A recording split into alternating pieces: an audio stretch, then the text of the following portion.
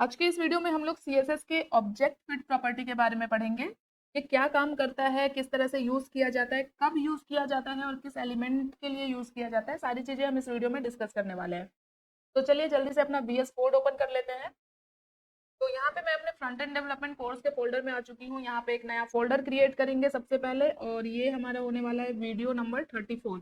तो वीडियो 34 के नाम से मैंने फोल्डर बना दिया। अभी इसे ओपन करते हैं, राइट क्लिक करके ओपन विथ कोड पे क्लिक करते हैं।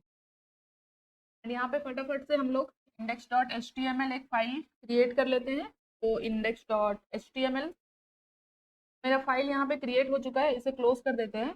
और इसके अंदर क्या करेंगे, शिफ्ट के साथ 1 प्रेस करेंगे और एंटर करेंगे। ठीक है, इसे यहाँ पे मिनिमाइज कर देते हैं। कोड को यहाँ पे जूम कर लेती हूँ मैं, और इसके अंदर टाइटल ऐड करते हैं हम लोग जल्दी से, ऑब्जेक्ट फिट। ओके, और आते हैं बॉडी टैग के अंदर। और यहाँ पे देखो, ऑब्जेक्ट फिट का यूज किया जाता है किसी भी मोस्टली इमेज और वीडियो को किसी एक कंटेनर में फिक्स करने के लिए, इमेज और वीडियो को रिसाइज करने के लिए किसी भी कंटेनर के अंदर। तो यहाँ पे हम लोग इमेज के साथ देखेंगे इस प्रॉपर्टी को। तो एक कंटेनर लेते हैं या फिर इमेज कंटेनर नाम देते हैं, कंटेनर। तो मैंने बेसिकली एक डिव लिया जिसमें क्लास दिया मैंने इमेज कंटेनर, और इसके अंदर हम लेंगे एक इमेज। तो मैंने अपने फोल्डर में कोई इमेज अभी नहीं रखा है, तो हम लोग आते हैं गूगल पे और कोई एक इमेज यहाँ पे लेके आते हैं। तो मैं यहाँ पे अपने क्रोम ब्राउजर पे आ चुकी हूँ। यहाँ पे मैं सर्च करती हूँ फैशन मॉडल, और कुछ एक मॉडल की इमेज यहाँ पे लेके आते हैं। चलो, जैसे ये वाली इमेज है, इसे ही ले लेते हैं। तो यहाँ राइट क्लिक करके इमेज एड्रेस करते हैं, और यहाँ पे आ चुकी हूँ मैं VS कोड पे, और SRC के अंदर इस लिंक को मैंने पेस्ट कर दिया। अभी यहीं पे मैं प्रीव्यू ओपन करूंगी ताकि यहीं पे आपको आउटपुट दिखे। इस तरह से स्क्रीन को एडजस्ट कर लिया मैंने। तो ये देखो, इमेज यहाँ पे ऐड हो चुकी है। तो अभी जो इमेज दिख रहा है ये इमेज का ओरिजिनल साइज है। अभी हम लोगों को लगाना है CSS। तो यहाँ पे हेड टैग के अंदर स्टाइल टैग ऐड कर लेते हैं, और सबसे पहले यहाँ पे सेलेक्ट करते हैं इमेज, इमेज कंटेनर जो मैंने क्लास बनाया है उसे। और इसमें कुछ हम लोग स्टाइलिंग ऐड करेंगे, जैसे कि इस कंटेनर में मैं सपोज 300 पिक्सल की विड्थ ऐड करूंगी, 300 पिक्सल।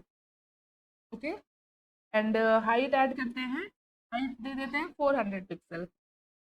और इसमें एक बॉर्डर ऐड करते हैं ताकि आपको दिखे 2 pixel solid, by default black दिखेगा। तो यहाँ पे अगर मैं स्क्रीन को इस तरह से बढ़ाऊं, तो यहाँ पे देख सकते हो साइड में एक बॉर्डर दिख रहा है जो कि हमारा कंटेनर है, बट ये इमेज अभी हमारा काफी बड़ा है जिसकी वजह से वो हमें दिख नहीं रहा है अभी।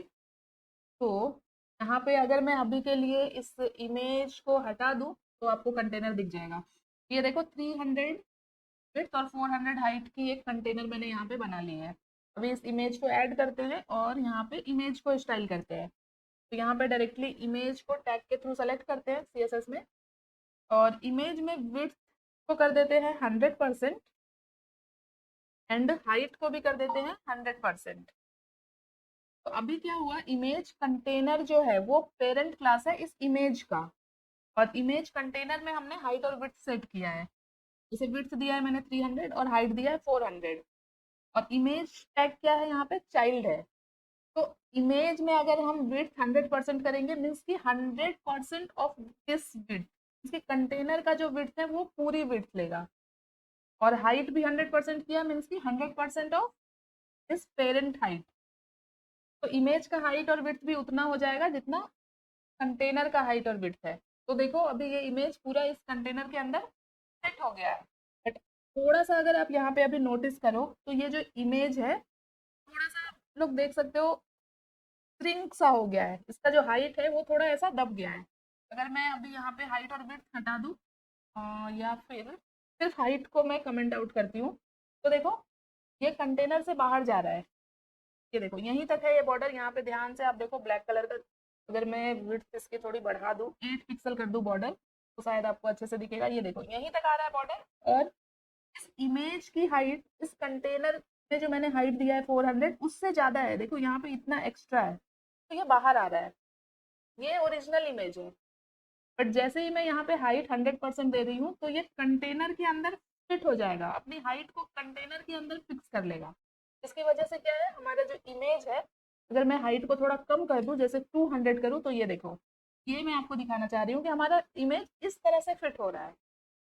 अभी मैं यहाँ से 400 ही रखती हूँ ताकि थोड़ा अच्छा दिखे। तो इस चीज को ही हैंडल करने के लिए हमारे पास सीएसएस के अंदर एक ऑब्जेक्ट फिट नाम की प्रॉपर्टी होती है।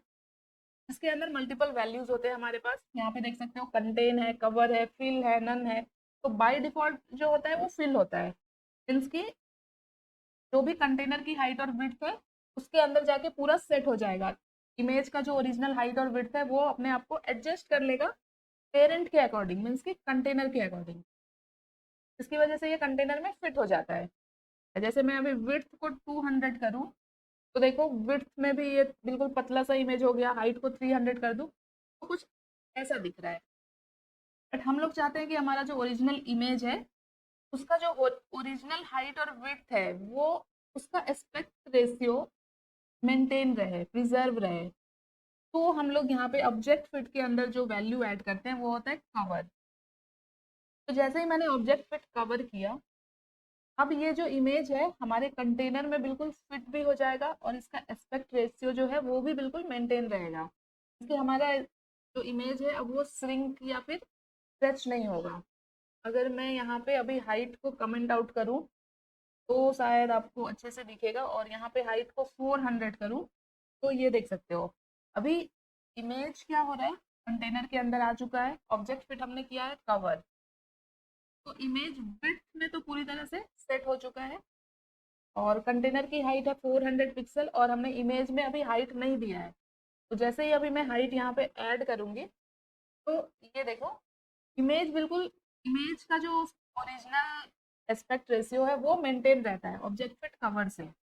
अभी हमारे पास कवर के बाद होता है कंटेन। ये देखो, कंटेन में क्या होता है, कंटेन के अंदर भी सेम होता है। जो ओरिजिनल इमेज होता है उसका एस्पेक्ट रेशियो बिल्कुल मेंटेन रहता है, मीन्स कि हमारा इमेज बिल्कुल भी स्ट्रेच नहीं होगा, जूम नहीं होगा, सिंक नहीं होगा, बट उस कंटेनर के अंदर फिट हो जाएगा। और जो भी एक्स्ट्रा हाइट और विड्थ होगा वो हमें दिखेगा यहाँ पे। तो कंटेन में ये होता है, अगर मैं यहाँ पे विड्थ को बढ़ा दूँ, थोड़ा विड्थ को कर दूँ 500, नहीं 400 करते हैं, तो अभी देखो इसके विड्थ में एक्स्ट्रा स्पेस आपको दिख रहा होगा दोनों साइड से, लेफ्ट और राइट में, क्योंकि इसने इमेज के एस्पेक्ट रेशियो को मेंटेन किया है और इमेज को कंटेनर के अंदर फिट किया है। और जो भी एक्स्ट्रा विड्थ हो रहा है उसे ये यहाँ पे डिस्प्ले कर रहा है। ये होता है कंटेन में। अगर मैं यहाँ पे अभी एक बार फिर से कवर करूँ तो ये देखो, यहाँ पे क्या हो रहा है, इमेज पूरा इस कंटेनर के अंदर फिट तो हो रहा है बट क्रॉप हो रहा है। तो कवर में यही होता है, एक तरह से आप समझ सकते हो कि इमेज जो है जूम होता है। तो यहाँ पे इसके लिए हमें क्या करना पड़ेगा, यहाँ पे हाइट को मुझे इस तरह से बढ़ाना पड़ेगा। अब हमारा इमेज बिल्कुल परफेक्ट दिख रहा है। यहाँ पे मैं फिर से विड्थ को कम करती हूँ 200 और हाइट को कर देती हूँ 300। तो हमने फिल देख लिया, हमने कंटेंट देख लिया, कवर देख लिया। एक और वैल्यू होती है यहाँ पे जो कि होता है नन। नन में क्या होता है, तो नन में बेसिकली क्या होता है, ये इमेज को रिसाइज नहीं करता है, बस जो इमेज है उसे उस कंटेनर के अंदर पूरी तरह से फिट कर देगा। यहाँ पे अगर मैं थोड़ी हाइट बढ़ा के दिखाऊं आपको, जैसे 500 किया, तो ये देखो इसकी हाइट और विड्थ जितनी है उतनी ही हाइट और विड्थ को पूरा ऑक्यूपाई कर रहा है, बट इमेज को रिसाइज नहीं कर रहा है। वही हम यहाँ पे अगर कवर कर रहे थे तो क्या हो रहा था, इमेज हमें पूरा दिख रहा था। तो आई होप कि आपको अभी ये ऑब्जेक्ट फिट समझ में आ गया होगा कि क्यों यूज करते हैं। किसी इमेज को अगर किसी कंटेनर के अंदर हमें परफेक्टली फिट करना है, रिसाइज करना है, या फिर किसी वीडियो को हमें किसी कंटेनर के अंदर फिट करना है, तो हम लोग ऑब्जेक्ट फिट प्रॉपर्टी का यूज करते हैं। और मोस्टली हम लोग ऑब्जेक्ट फिट कवर का ही यूज करते हैं अगर हमें पूरी हाइट और विड्थ लेनी है। तो यहाँ पे मैं कंटेन करूँ फिर से, तो ये कुछ इस तरह का कंटेनर हमें दिखेगा। इसकी इमेज पूरा फिट हो जाएगा कंटेनर के अंदर without cutting the image. Image को कट नहीं करेगा, जो भी एक्स्ट्रा हाइट और विड्थ मिलेगा वो हमें ब्लैंक दिखेगा। तो इसके अंदर इतना ही है, ज़्यादा कुछ नहीं है। तो इसे आप लोग एक बार प्रैक्टिस करना अलग अलग इमेजेस को लेके। एंड आई रिक्वेस्ट कि अगर आप लोगों ने मेरे इस फ्रंट एंड डेवलपमेंट कोर्स को अभी तक फॉलो नहीं किया है तो प्लीज़ इसे फॉलो कर लो। ऑलमोस्ट हमारा सीएसएस कंप्लीट होने को आया है, इसके बाद जावास्क्रिप्ट के लेक्चर स्टार्ट होंगे। तो आपके लिए हेल्पफुल रहेगा अगर आप वेब डेवलपमेंट सीखना चाह रहे हो या सीख रहे हो तो। ठीक है, अगर ये वीडियो अच्छी लगी हो तो वीडियो को लाइक कर लेना, इसे और लोगों तक शेयर कर देना। मिलते हैं नेक्स्ट वीडियो में नए टॉपिक के साथ। तब तक के लिए thank you so much guys for watching this video. Bye bye.